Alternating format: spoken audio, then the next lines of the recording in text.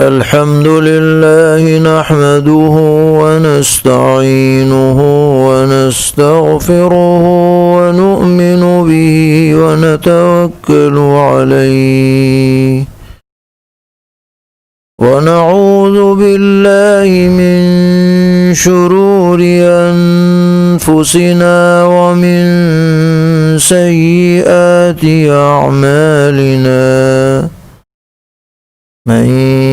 يهده الله فلا مضل له ومن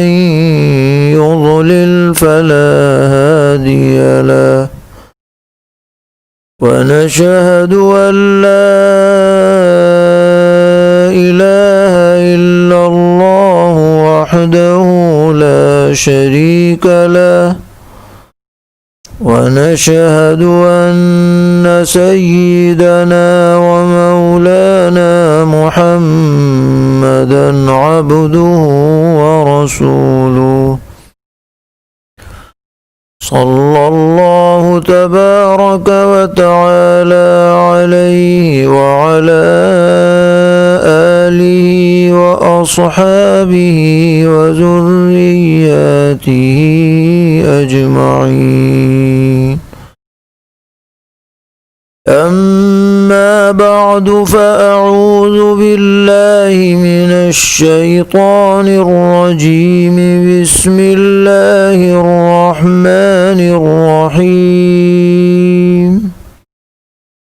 لإيلاف قريش إيلافهم رحلة الشتاء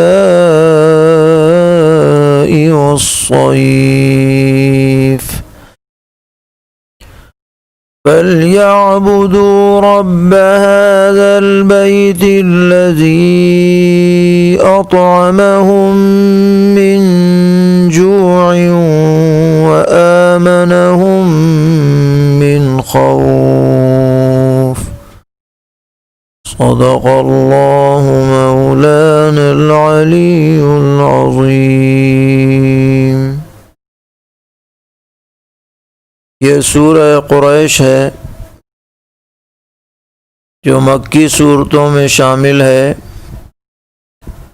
اور صرف 4 آیتوں پر مشتمل ہے، اور اس کا اس سے پہلی سورت سے جوڑ یہ ہے کہ پہلے سورہ فیل میں اللہ تبارک و تعالی نے خصوصاً اہل مکہ پر جو عظیم الشان انعام فرمایا کہ ابرہہ کے لشکر کو نیست و نابود فرما دیا اور ایک بڑی آفت سے مکے والوں کو بچا لیا، تو اسی سلسلے کو آگے جاری رکھتے ہوئے خصوصاً قبیلہ قریش کے لوگوں کو متنبہ کیا جا رہا ہے کہ تم جو یہاں پر حدود حرم میں امن و امان کے ساتھ، عافیت کے ساتھ، خوشحالی کے ساتھ رہ رہے ہو اور تمہارا سارا کاروبار بہترین انداز میں چل رہا ہے، یہ تمہارے اوپر اللہ تعالیٰ کا بہت بڑا فضل و کرم اور انعام ہے، اور تمہیں چاہیے کہ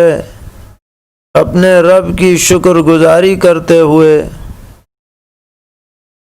عبادت و اطاعت میں اپنے آپ کو لگاؤ، ایمان اور اعمال سے بہرور ہو۔ یاد رکھنا چاہیے کہ قریش یہ وہی خاندان ہے جس کا سلسلہ نسب سیدنا حضرت اسماعیل ذبیح اللہ علیہ الصلاۃ تک پہنچتا ہے۔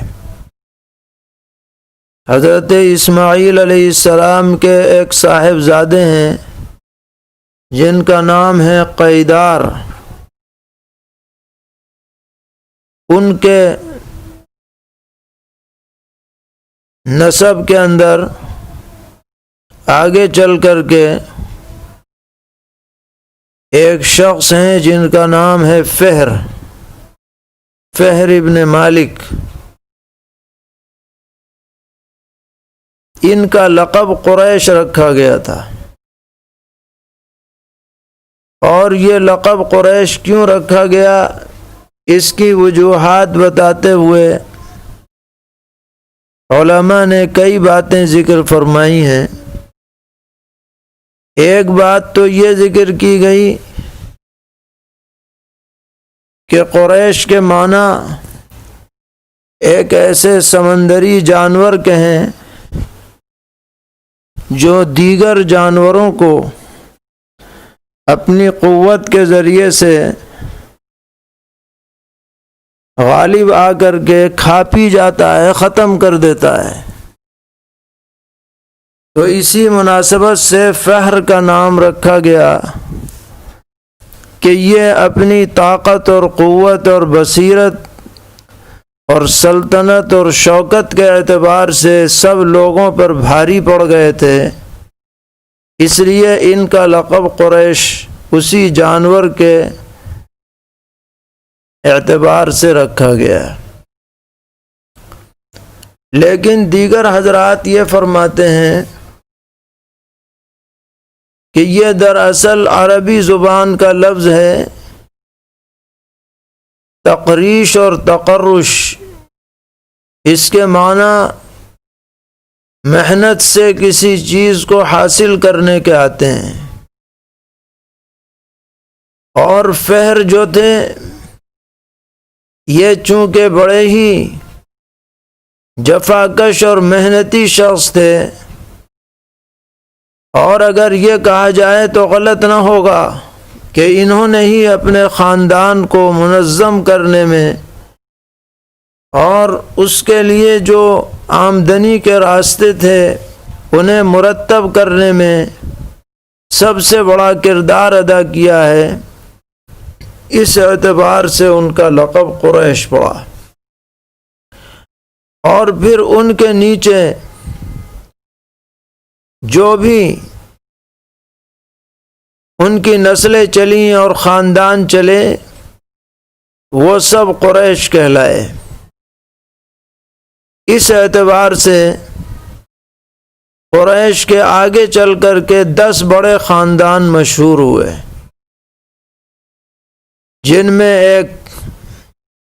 بنو ہاشم ہے، بنو امیہ ہے، بنو نوفل ہے، بنو عبد الدار ہے، بنو اسد ہے، بنو تیم ہے، بنو مخزوم ہے، بنو عدی ہے،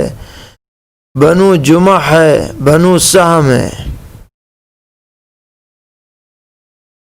اور پھر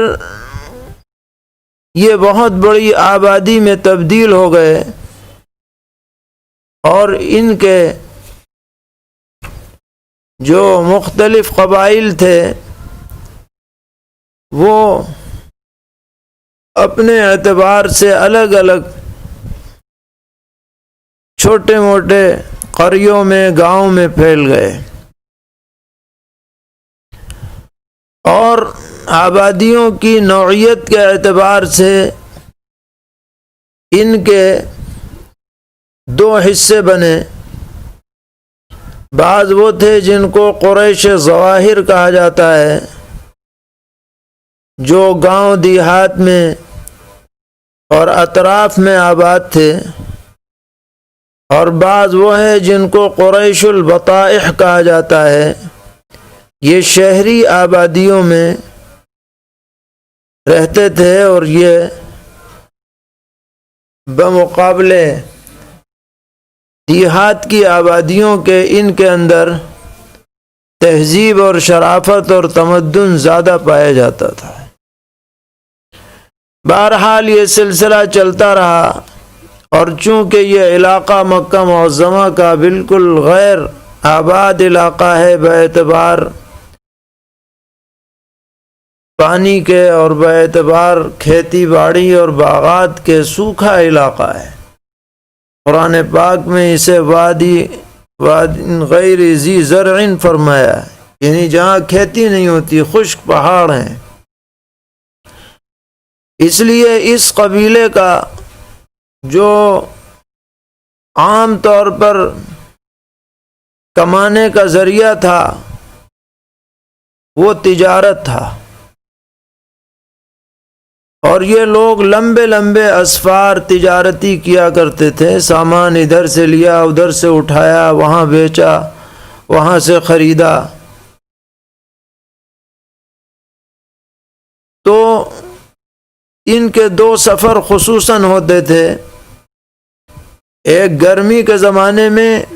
اور ایک سردی کے زمانے میں۔ سردی کے زمانے میں یمن کے علاقے کی طرف سفر ہوتا تھا، اور گرمی کے علاقے میں ملک شام کی طرف ان کا سفر ہوتا تھا۔ اور چونکہ یہ لوگ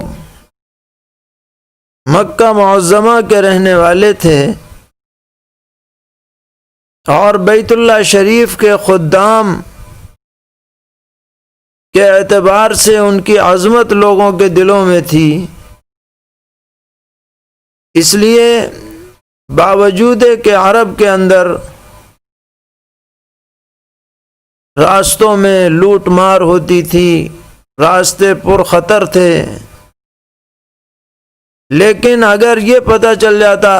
کہ یہ قافلہ مکے سے آ رہا ہے تو ہر قبیلے کے لوگ ان کا احترام کرتے تھے بیت اللہ شریف کی نسبت کی وجہ سے۔ اور یہ حسب موقع جو چیز بھی تجارتی اعتبار سے مفید ہوتی وہ یمن سے لے کر کے آتے، جن میں مصالحے جات ہوتے تھے، خوشبوئیں ہوتی تھیں، بعض روایات میں چمڑوں وغیرہ کا بھی تذکرہ ہے، کھالوں کا تذکرہ ہے، کپڑوں کا بھی تذکرہ ہے۔ اسی طرح ملک شام کی طرف لے جاتے تھے، وہاں ان چیزوں کو فروخت کر دیتے تھے، تو بہت اچھی ان کی زندگی گزر رہی تھی عافیت کے ساتھ۔ اللہ تبارک و تعالی نے دونوں نعمتوں سے نواز رکھا تھا، جو دنیاوی اعتبار سے سب سے بڑی نعمتیں سمجھی جا سکتی ہیں۔ ایک تو یہ کہ اللہ نے خوشحالی عطا کر رکھی تھی، خوب نفع ہو جاتا تھا تجارت میں، اطمینان سے کھاتے پیتے تھے۔ اور دوسری بڑی نعمت یہ تھی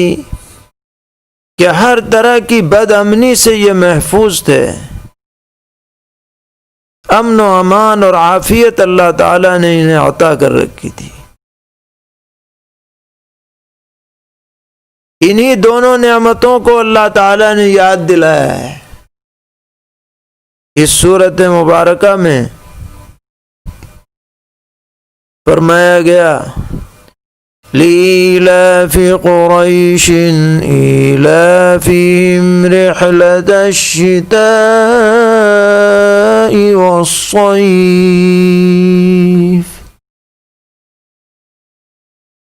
اس واسطے کہ مانوس رکھا قریش کو سردی اور گرمی کے سفر سے مانوس رکھنا، یعنی کوئی ان کے اوپر ٹینشن نہیں ہوتی تھی، ان کے دل اس کے اوپر آمادہ تھے کہ ایک سفر گرمی میں کریں، ایک سفر سردی میں کریں، اور اس تجارتی سفر سے خوب نفع کمائیں، اللہ کی اس نعمت سے فائدہ اٹھائیں۔ اللہ تعالیٰ نے ان کے لیے یہ سفر آسان کر دیے تھے، ورنہ تو لوگوں پر سفر کا بڑا بوجھ پڑتا ہے، اور اس زمانے کے سفر جو آج کل کے اعتبار سے بہت زیادہ مشکلات میں، پریشانیوں میں ہوتے تھے، لیکن اللہ تعالیٰ نے اس پورے قبیلے کی عادت ایسی بنا دی کہ بآسانی یہ لمبے اسفار کیا کرتے تھے، ادھر بھی اور ادھر بھی۔ اور پھر فرمایا کہ جب ہم نے ایسی نعمتیں انہیں عطا کی کہ سفر کرنا آسان ہو گیا، بے دھڑک سفر کرتے ہیں، کوئی خطرہ نہیں ہے، جان کا خطرہ نہیں، مال کا خطرہ نہیں، لوٹ مار کا خطرہ نہیں۔ تو اب تمہارے اوپر جو ذمہ داری عائد ہوتی ہے بحیثیت ایک انسان کے، وہ تو پوری کرو۔ فرمایا فَلْيَعْبُدُوا رَبَّ هَذَا الْبَيْتِ، سو چاہیے کہ بندگی کریں اس بیت اللہ شریف کے رب کی، یعنی اللہ رب العزت کی اب بندگی کریں، ایمان لائیں، اعمال اچھے انجام دیں۔ الذی اطعمہم من جوع وآمنہم من خوف، جس نے ان کو بھوک میں کھانا کھلایا اور ڈر کے ماحول میں امن عطا کیا ہے۔ جہاں دیگر قبیلے والوں کے لیے سفر کرنا مشکل تھا، اللہ تعالیٰ نے اس قبیلے قریش کے لیے سفر آسان کر دیا۔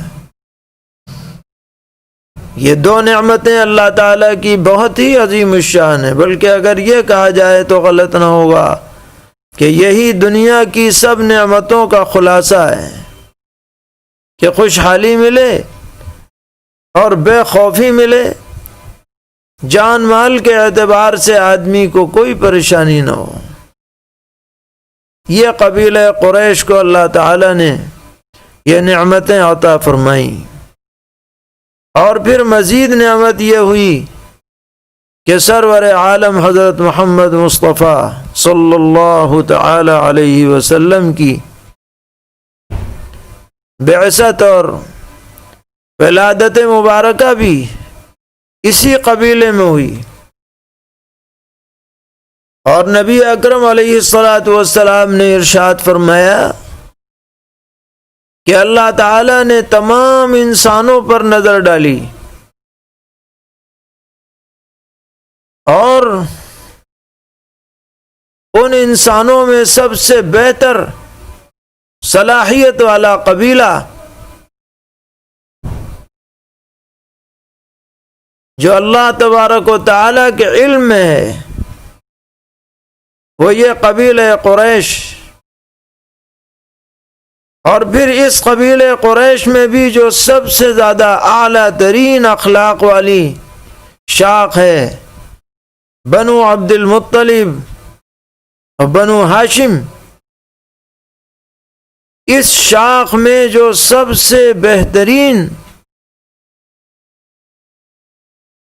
موقع ہو سکتا تھا خاندانی اعتبار سے اعلیٰ صفات اور اعلیٰ سے اعلیٰ کمالات اور اخلاق کے اعتبار سے، اس میں نبی اکرم علیہ السلام کو پیدا فرمایا۔ اور یہ فضیلت بھی اس قبیلے کو حاصل ہے کہ نبی اکرم علیہ السلام نے فرمایا کہ الائمۃ من قریش، کہ اصلاً حکومت کا حق تو اللہ تعالیٰ نے قریش کے اندر رکھا ہے، یعنی جو صلاحیتیں کسی انسان میں یا کسی قبیلے میں یا کسی خاندان میں عدل اور انصاف کے ساتھ لوگوں پر حکومت کرنے کی ہیں، وہ اللہ نے اس قبیلے کے اندر ودیعت فرمائی۔ تو ان صلاحیتوں کو صحیح رخ پر لگانا یہ سب سے بڑی بات ہے، اور وہ رخ کیا ہے اس کو یہاں بتلا دیا گیا کہ فَلْيَعْبُدُوا رَبَّ هَذَا الْبَيْتِ، کہ خالی اس میں نہ رہو کہ ہم تو بیت اللہ کے خادم ہیں اور ہم تو بہت ہی پاک باز ہیں اور بڑے ہی مقدس ہیں اور نہایت لوگوں کی نظر میں قابل عظمت ہیں، لہذا ہم جو چاہیں وہ کریں۔ فرمایا نہیں، نعمتوں کا تقاضا یہ ہے کہ تم رب العالمین کے دربار میں سر بسجود ہو جاؤ، اور اللہ تبارک و تعالی کی اطاعت اور بندگی اختیار کرو تو تم اعلیٰ سے اعلیٰ درجے تک پہنچ جاؤ گے۔ لیکن اگر تم نے بندگی اختیار نہیں کی اور عناد میں پڑے رہے، سب کچھ سمجھنے اور جاننے کے باوجود انجانے بنے رہے، تو چاہے تم کتنا ہی پیغمبر علیہ السلام سے قرب رکھتے ہو، اللہ کی نظر میں تم ذلیل ہو جاؤ گے۔ جس کا واضح نمونہ یہ ہے کہ پیغمبر علیہ السلام کا سگا چچا ابو لہب، جس کا نام عبد العزیٰ تھا، ایمان نہیں لایا، حضور کی مخالفت میں رہا، دشمنی پر رہا۔ قرآن پاک میں اس کے بارے میں پوری سورت نازل ہو گئی، تبت یدا ابی لہب و تب۔ ذلت کا طوق اس کے گلے میں پڑ گیا۔ دیگر خاندان والے تھے جو ایمان نہیں لائے، بدر کے میدان میں ذلت کے ساتھ جہنم رسید کر دیے گئے۔ ساری اکڑ چند دنوں میں ختم ہو گئی، نہ امن رہا نہ خوشحالی رہی۔ پیغمبر علیہ السلام کے مکہ معظمہ سے ہجرت کر جانے کے بعد بڑی ہی بدترین حالت مکے والوں کی ہو گئی، قحط سالی کی وجہ سے۔ وہ قافلے جو شام جایا کرتے تھے، وہ نبی اکرم علیہ السلام کی حکمت عملی کی وجہ سے ان کے لیے وہ پورا راستہ غیر محفوظ ہو گیا، کیونکہ وہ مدینے سے گزر کر کے جایا کرتا تھا۔ تو شکر گزاری نہیں کی تو یہ انجام ہوا، اور جنہوں نے شکر گزاری کی اللہ تعالیٰ نے انہیں عزت دی، عافیت دی، فتوحات سے سرفراز فرمایا، حکومت اور سلطنت سے نوازا ہے۔ یہ چھوٹی سی صورت ہے، لیکن اس کے اندر بہت بڑا پیغام ہے کہ جو نعمتوں کی قدر کرے گا وہ نوازا جائے گا، اور جو نعمتوں کو ٹھکرائے گا وہ ذلیل و خوار ہوگا۔ اس صورت کے معنی کے اعتبار سے بہت سے علماء نے لکھا ہے کہ جو شخص اس کا کثرت سے ورد رکھے تو اللہ تعالیٰ مالی وسعت بھی اسے عطا فرمائیں گے اور امن و امان والی زندگی بھی نصیب فرمائیں گے۔ حضرت قاضی ثناء اللہ صاحب مہاجر، حضرت قاضی ثناء اللہ صاحب پانی پتی رحمۃ اللہ علیہ نے اپنی تفسیر میں لکھا ہے کہ میں نے تجربہ کیا، کوئی بھی پریشانی ہو لیلاف پڑھیں کثرت کے ساتھ تو اللہ تعالیٰ پریشانی دور فرماتے ہیں۔ بہرحال اللہ تعالیٰ ہم سب کو اس سورت سے حاصل ہونے والے سبق سے فائدہ اٹھانے کی توفیق عطا فرمائے، اپنے شکر گزار بندوں میں شامل فرمائے، ناشکری سے محفوظ فرمائے۔ وآخر دعوانا الحمد للہ رب العالمین۔